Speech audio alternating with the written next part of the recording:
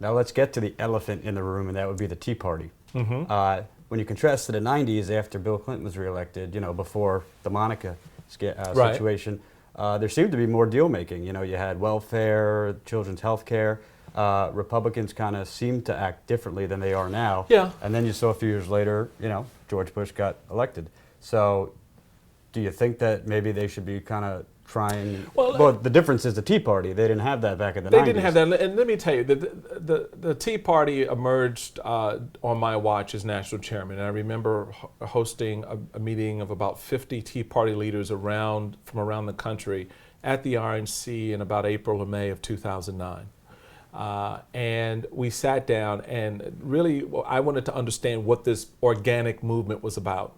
I knew it involved a lot of people who were once identified or self-identified as Republican or Reagan Democrat.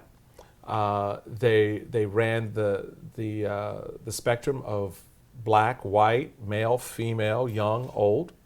So there was something there that we had to understand, and I did come to understand what that emanated from was a frustration with big government.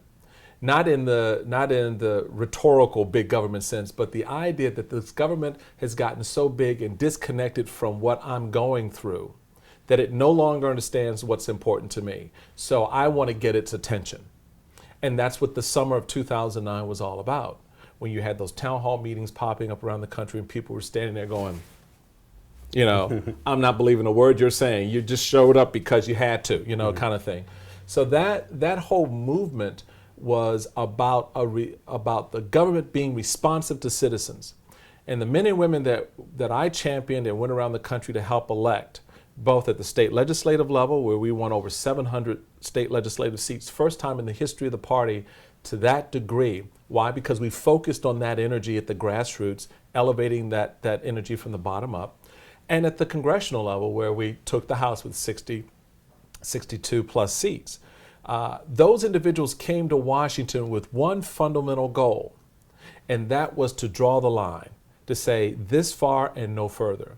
And what people in this town aren't used to seeing are members of Congress actually doing what their constituents want them to do. So everybody's running around pulling out their hair, go, oh my God, Tea Party, they're such obstructionists. No, they had a charge from the people who elected them. You go to Washington and you draw a line in the sand. You put a hold on the amount of spending.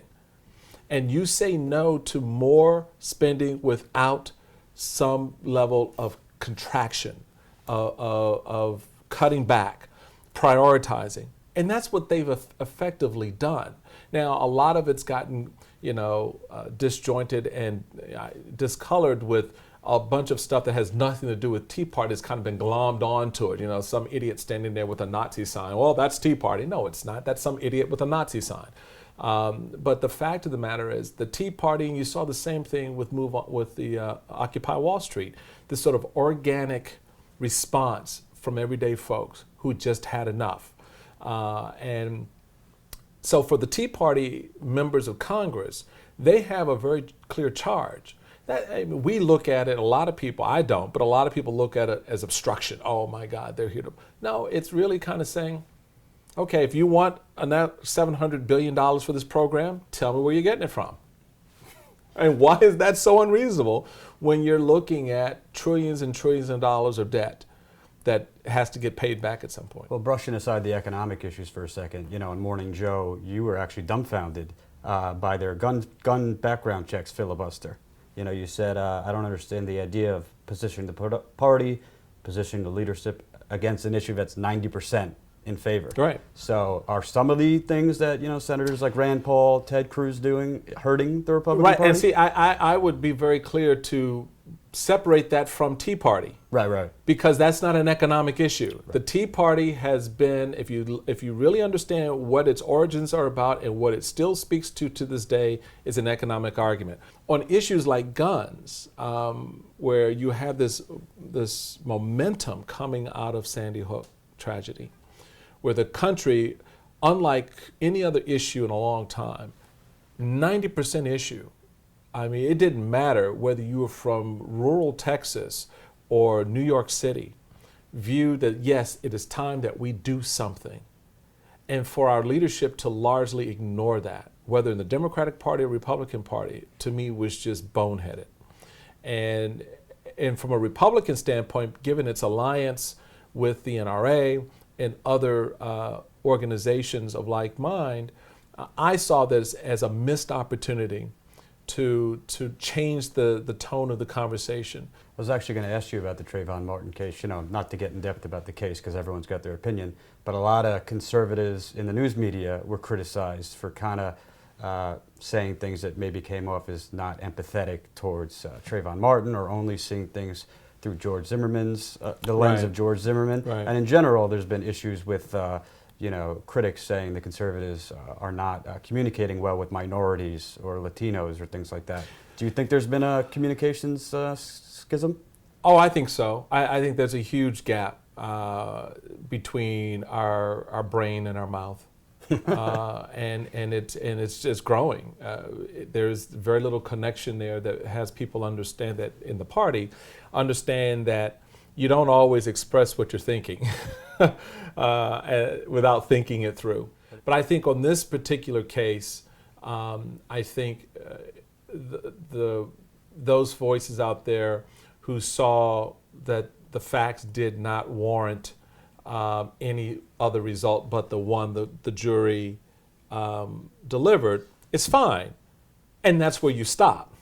You then don't start projecting on to the case your other biases and the stereotypes about young black males. And in a sense, not appreciating the underlying fact that a 17-year-old African American with a bottle of tea and a bag of Skittles was killed for no reason other than being black, young, wearing a hoodie.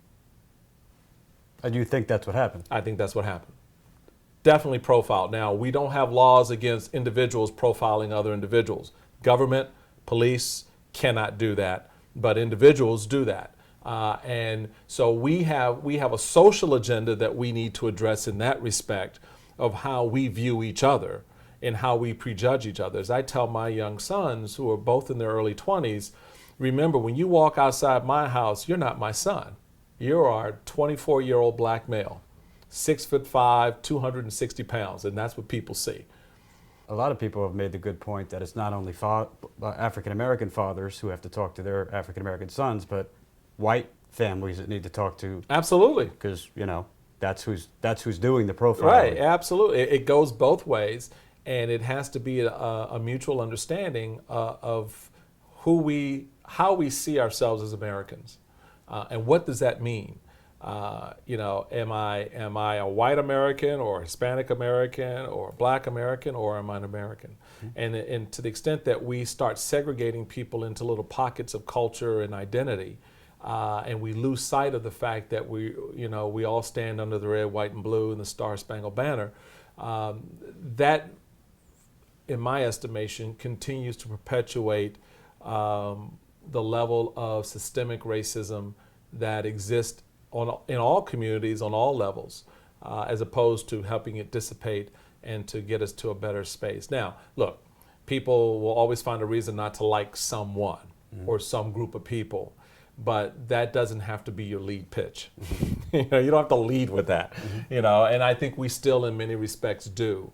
Obama's election was not a panacea for race relations. All these folks running around talking about, oh, we're in a post-racial America. BS, as the Trayvon Martin case readily proves.